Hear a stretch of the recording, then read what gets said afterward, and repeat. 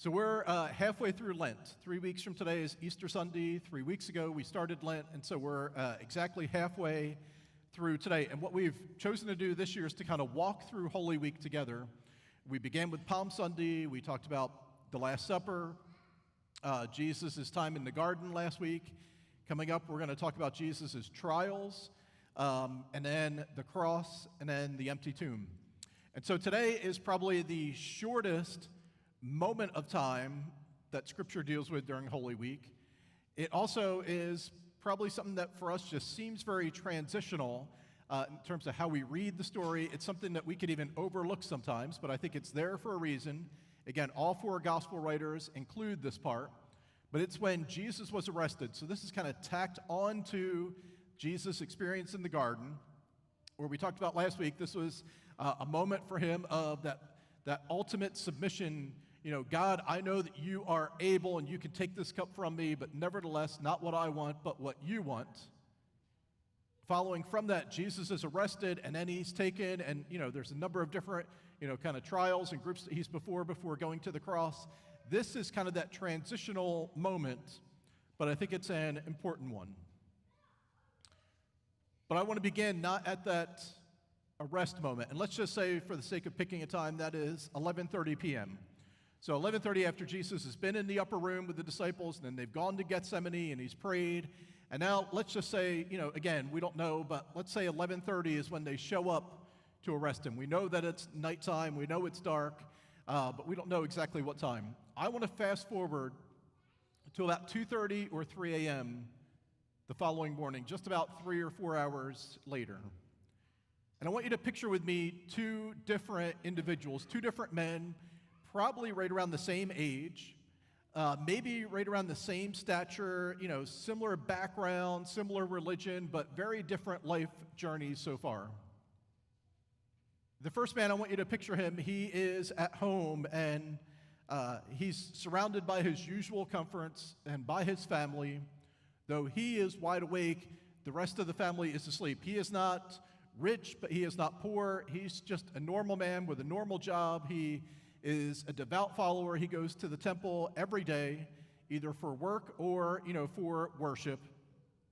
He is devout, and yet tonight he is distressed. He sits kind of pondering and wondering, just thinking through the day's events. Every so often, just in the enormity of it, he'll just, run his hands back through his hair and just ever so slowly down the back of his neck. He's got questions.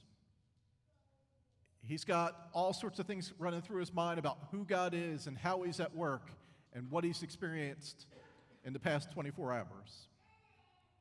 The other individual, again, he might even look similar from the outside. He's outside, maybe sitting under a tree or in the backyard of someone. He has no place to go. His home is about 100 miles away. He's got a family, but he hasn't seen them in a while. He doesn't have a whole lot of money. But on this particular night, even if he had somewhere to go, he would probably still choose to stay outside because he just needs time to think, to process everything that's happened, and honestly, he feels ashamed. He doesn't even feel worthy to be in anybody else's presence on this particular night. If you know the story, or once we read it, you might get the individuals that we're talking about, but I want you just to sit there just for a moment and experience what each of them are experiencing. And maybe you've had moments like that. We've all probably had 4 or 5 moments, at least in our lives, those pivotal times that happen that leave you not only unable to sleep, but with all sorts of questions. Your categories have been flipped upside down. It may have been on the best day of your life, it could have been after the worst day of your life, or it could have just been after a day that changed everything, and will continue to change everything inside of your life. For me, I think there's a few different ones that I could go back to, but there are two that I immediately thought of. And I've told you about them, and so I'll try to just summarize them real quickly. Some of you have heard these stories before. But the first was, on December 8th, 2003, where Rachel and I had gone over to Delaware from Salem County, and we had an ultrasound for baby Eli, who was still about 6 months away from being born. And we were on our way back across, coming over the bridge, into New Jersey, where I got a call from my sister-in-law that my dad, on the first day of hunting season, had a heart attack, and I think she said at that point that he didn't make it. And so she told me where they were located, and it was a field just on the border kind of between Salem County and Gloucester County, and we went directly there. At that point, we really didn't know, so there wasn't a whole lot to talk about, but I remember just being kind of silent and just kind of sitting in the middle of it all. We got there, we arrived, and I walked probably about 150 yards out into a field, and just where my dad was laying, before, I don't even think the paramedics were coming. I think it was just the coroner or whoever was coming. He had died before he ever even hit the ground, had a massive heart attack. I remember there inside of that moment not really talking. I don't think I asked a whole lot of questions. I don't remember talking to too many people. I don't really remember hugging anybody, which those of you that know me, that's probably not that big of a surprise. But inside of that moment, I was just kind of there. And I don't know if it was for 5 minutes or 15 minutes or an hour, but I was just kind of there. What would ensue after that were tons of conversations and sharing of memories and planning funeral details. But inside of that moment, I remember just sitting in the middle of it with all of the silence and the questions, and just feeling like the world just gets kind of flipped upside down in those moments. The second one I thought of isn't nearly as heavy, but it was probably just as impactful. It was on a Sunday night in October in 1990. I had just began going to church for about a couple of months. Really was a good kid, but didn't grow up in church, didn't really know anything. And so on this Sunday night, it was a youth revival, which to me sounded like fun and games and sports and food and all sorts of things. I had no idea what revival was, but apparently I was mistaken on the definitions of this. But instead, we were sitting in church. There was some music, and then a guy was speaking. He kept going on and on. His name was Ron Smith. I don't know if you know him. He was here, a pastor here for a while. I don't remember anything that Ron talked about during the message. Again, that's not his fault. That's the fault of me being, kind of a 14-year-old kid in that moment. One of my only memories during the message was looking outside the window and watching it getting darker and darker, and I thought, we're not playing volleyball tonight. That's what I know. We got to the end of the message, though, and Ron had asked us to close our eyes and while he prayed. And I felt like as he prayed that if I opened my eyes, I would literally see God. There was a reality of the presence of God inside of that moment that was unmistakable. I didn't go to the altar. I didn't raise my hand. I didn't have a conversation with anybody afterwards. It freaked me out, and I went home that night, and I was unable to sleep, laying in bed, not, because I was worried about going to hell or, I was worried about how must I be saved, but I was just thinking through what this meant for my life, for what reality was, what truth was, and where I would go from there. And theologians through the years have called that an awakening, which is not necessarily the same as a salvation moment, but was the time where my eyes were open to the reality and the power of God. It took me, probably being a little bit more of a rational, reserved type person, another 7 months or 8 months before I would open my heart to Jesus Christ at Delanco Camp in July the following year. But there was something unmistakable about that moment that flipped my categories upside down. That's what I think has taken place for these two individuals that we read about in the Gospel of John. So after Jesus comes to this place of surrender, ultimate surrender, he's Jesus, he's fully God, he's fully man. We know, we've watched him throughout the Gospels, but in Gethsemane, he decides, not my will, but thy will be done. And he goes to meet his betrayer in the group that's coming to arrest him. John's going to begin for us, and he's going to summarize kind of the Gethsemane experience then as he talks about this moment. John 18. After he had finished praying, this is in the upper room, Jesus left with his disciples and crossed the Kidron Valley. On the other side, there was a garden, and he and his disciples went into it. Now Judas, who had betrayed him, knew the place, because Jesus had often met there with the disciples. So Judas came to the garden, guiding a detachment of soldiers, and some officials from the chief priests and the Pharisees. They were carrying torches, lanterns, and weapons. Jesus, knowing all that was going to happen to him, went out to them and said, "Who is it that you want?" "Jesus of Nazareth," they replied. "I am he," Jesus said, and Judas the traitor was standing there with them. When Jesus said, "I am he," they drew back and fell to the ground. Again he asked them, "Who is it that you want?" "Jesus of Nazareth," they said. Jesus answered, "I told you that I am he. If you are looking for me, then let these men go." This happens that the words he had spoken would be fulfilled. "I have not lost one of those you gave me." Then Simon Peter, who had a sword, drew it and struck the high priest's servant, cutting off his right ear. The servant's name was Malchus. Jesus commanded Peter, "Put your sword away. Shall I not drink the cup that the Father has given me?" Then the detachment of soldiers with its commander and the Jewish officials arrested Jesus.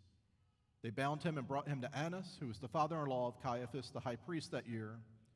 Caiaphas was the one who had advised the Jewish people that it would be good if one man died for the people. So this is Jesus. He's leaving Gethsemane after being there, after praying. He has the disciples alongside of him, and Judas comes bringing with him a detachment of soldiers. Now, the word that's kind of used there, a legion of soldiers might be 400 to 600 Roman soldiers. The detachment, really probably what John means to say here is there's a group of anywhere from like 15, 20, 25 soldiers that are accompanying also some temple police, officials from the Pharisees and the priests, along with Judas. And so if you can imagine, there is a small group of Roman soldiers. These guys mean business. They are highly trained. We talked about a few weeks ago that during Passover, Rome was on high alert that there could be an uprising. Because in the week that you talk about, God releasing his people from Pharaoh, that there could be hope, that there could be a deliverer. There have been times in the past where there were rebellions and uprisings, and so any wind of this that Rome got, they were saying, we better stop this out before it becomes something. So there's a small group of Roman soldiers. Along with that, though, Jesus is being arrested by the Jewish religious authorities for blasphemy and for speaking against the temple. That is the trumped-up charges that they're going to make for him. And so there is also a group of temple police.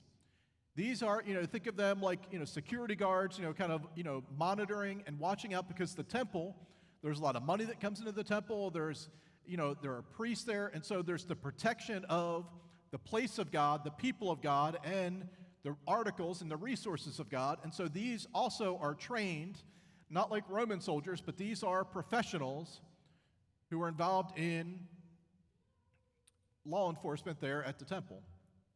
So Judas comes with this group. Maybe there's 30 or 40 of them, that are there, and they come to the place. He knows where they're going to be, and he goes there, but yet they're carrying these torches and these lanterns.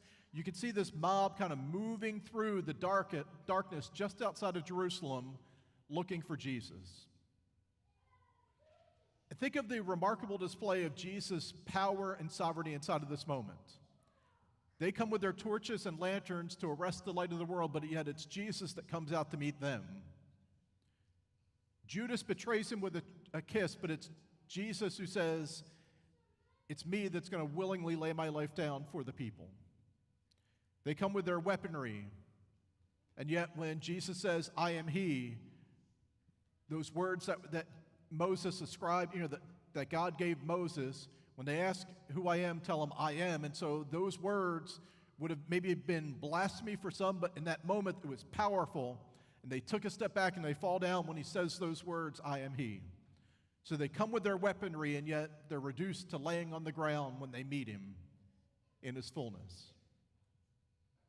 And yet in the midst of that, Jesus has already settled what cup the Father has given him. And he says, I'll willingly go with you for what the Father has given for me. And as they go through this, they come to arrest Jesus, and Peter, inside of that moment, has a reaction. Now think of this, when you're faced with, kind of this emergency that just like comes right at you and you're unexpected it, psychologists and others have talked about inside of that moment, we can fight, We can flight or we can freeze. And there's been a couple of other words probably added to that. But, some of us, our natural reaction is to kind of fight back. Others of us, it's maybe to like run and escape, the danger that's coming. Or sometimes we don't know what to do and we just freeze. Peter, we know at this point, is a fight guy. We've seen this inside of how he lives his life. If he thinks something, he says it before he ever really thinks through whether or not he should say it or not. He's a man of action. He's impulsive. And so Peter, without even thinking, draws his sword because it's the best thing that he has to defend or, attack something that's coming his way. And Peter, in this, act of courage and bravery and defense of Jesus, draws the sword and he strikes it and he hits the servant of the high priest, sort of. Granted, I'm not going to sign up to get my ear cut off, but inside of that, Peter's act of bravery really just cuts off literally the least amount that he could cut off of another human being inside of that moment. Now, think of it at this point. You've seen these kind of tense situations play out either with videos that you've seen that live that have actually happened in our society, or even just a scene from a movie. Think about what would happen inside of that moment. This group of people who are on edge, who are obviously motivated to arrest Jesus, they come to arrest him. It's dark. Somebody draws a sword, swings it at a person inside of law enforcement, and then it could have easily, within moments, gone into bloodshed and chaos and the loss of life. I don't know what actually happens. I imagine this whole event takes less than 5 minutes. There's a smaller moment, though, that maybe takes less than 10 seconds. That when Jesus comes out and he says, "I am he," and they fall down, and then they ask again, and he says, "I am he," and they go to arrest him, Peter pulls out his sword, cuts off the ear of Malchus, and if it were a movie, it's almost like the scene would slow down almost to a freeze. In that moment, I see the face of Jesus looking into the authorities that were in front of him.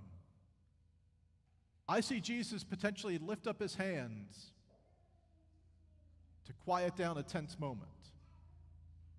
I see Jesus within seconds reach down into the dirt and the twigs and the leaves, pick up an ear, and just for fun, I see him almost like blow it off, like it's the 5-second rule, but only applying to an ear at this point.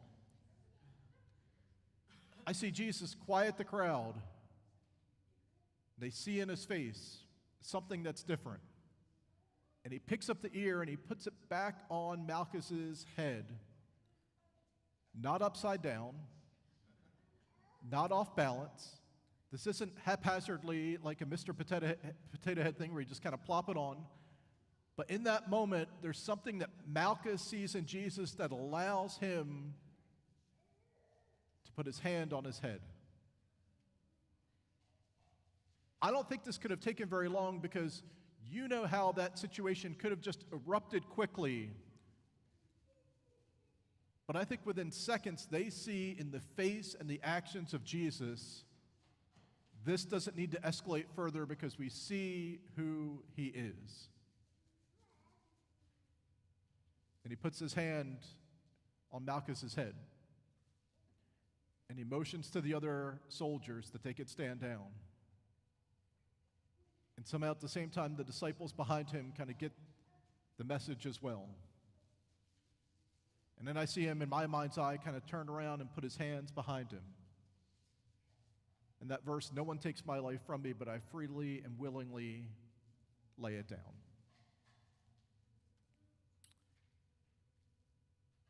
So let's go back to where we were, fast forward 3 hours later. For Peter, at this point, he has followed Jesus at a distance. He's seen him in the courtyard. He's seen him being questioned. He's denied him 3 times, even though he said he would never deny him.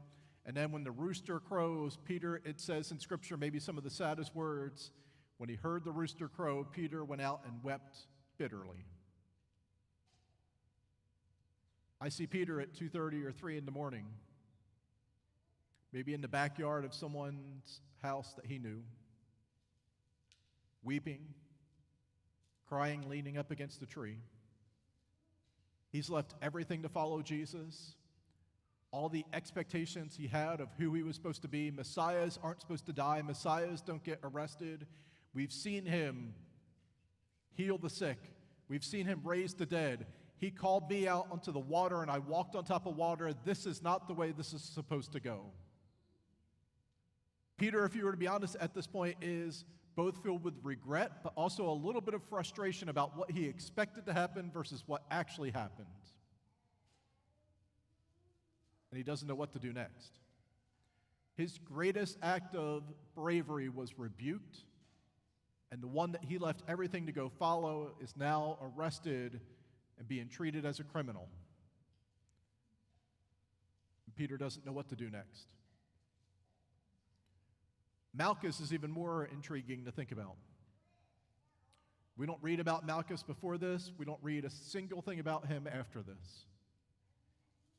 Malchus, I imagine, kind of goes back to the temple and he's kind of there at his locker and he's putting his things away, and it's, in a way, it's just a normal day. This is just a normal day of like trying to weed out, people who are going to be heretics and dangerous to the faith, or, to see people who come running into the temple that are out of their minds. He is used to dealing with violent situations, but he's never had anything like this happen before. And so he gathers his things and he goes back home. And Dr. Dennis Kinlaw said he imagines an opportunity where he's sitting there with Mrs. Malchus, and she says, "Did you have a good day, honey?" And he says, "Yes, I guess I had a pretty good day." "Did you get the Galilean that y'all were talking about that you were going to arrest?" He's like, "Yeah, we got him."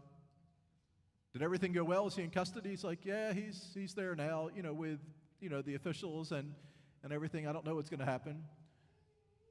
And inside of that moment, Kinlaw says, I wonder if Malchus, for the rest of his life, at least 4 or 5 times a day, every time he moves his hair behind his ears or puts a piece of fabric over his head, 4 or 5 times a day at the very least, he's reminded of the moment when he met Jesus. We don't know if Malchus became a person of faith, but I'm going to bet on the fact that he did for 2 reasons. One is, I think if this happened to me, I would either go out of my mind or I would have to begin to follow the one who did it. Because otherwise it would drive me crazy. The second reason I believe Malchus became a believer is because we know his name. Now, unless John was like that one person inside of your family who remembers all the dates and all the names and pulls out random factoids, John is the latest of the Gospels, so this might be 30 or 40 years after the events. I don't think this is John just trying to be clever and cute to be like, and I remember his name was Malchus. I think John remembers Malchus because the church remembers Malchus. I think John writes Malchus' name because it's possible people who are going to be reading his gospel are going to say, oh yeah, we heard about him. I think Malchus becomes a follower of Jesus because and through this encounter in this event. But we don't know that to be the case. But I see Malchus at 2:30 in the morning, still unable to go to sleep, replaying the events from the day in his mind and thinking through everything that he thought was true, everything that he was told to do earlier that day, and yet the things that he can't seem to get past inside of his life. Do you know this morning, my name is Peter. There are times where the expectations I have of God don't match up with the reality that I'm facing. This morning, my name is Malchus. There are times where it seems like God interrupts my schedule and does something I'm not expecting in a way and in a form and to a different end than what I've been expecting or preparing for. It's interesting to me that in this scene that has probably 40 or 50 people, when you think of the disciples and the temple guards and the Roman soldiers, 2 kind of come out of the shadows. And when we read this story, we think about not even so much Judas, we think about Malchus. and Peter. One thinking he was defending Jesus, the other thinking he was coming to arrest Jesus, both of whom their lives and their understanding of who he is was never the same again after it. God is bigger than your regrets, your failures, your frustrations. God is bigger than your expectations of what you thought he was going to do and how he was going to move. And God is constantly inside of our lives saying, if you'll just look for him, there are these little reminders of who I am that I drop right into your life just like Malchus's ear. Some of you have that. Maybe there are verses that are highlighted inside of your Bible that you know why that verse is highlighted and what it meant. Maybe there's a memento in your house from that mission trip or that week of camp or that retreat that you were on. Maybe there are just memories that when a certain date hits the calendar, it's a perpetual reminder for you about something that shifted, your life in a dramatic way. I think we all need a handful of Malchus's ears. Not literally, but you know where I'm going. We need a handful of Malchus's ears, either tangibly or in our minds, or written down somewhere that we can look back to, that when life gets unsteady and shaky, we can remember back to the time where we knew that God showed up, even when we least expected it. And much like Peter, I think we also need the grace to know that inside of the times where our categories are shattered, God is still faithful and present with us. 5 minutes is probably all that it took. If you drill down into those moments from sword to healing, maybe it's another 15 seconds within that 5 minutes. Changed everything. As we approach Easter this year, where are the places where you're a little bit like Peter? Maybe it's because of things you have done. You feel like you've let him down and you're just sitting against a tree somewhere, just trying to take it in from a distant perspective. Or maybe, if you're to be honest, God has let you down in what you expected versus what he did. What are the ways this Easter season where, just like Malchus, you are kind of going through the motions and God is trying to interrupt your schedule and your routine with the reality of who he is? Let's not miss it when he shows up.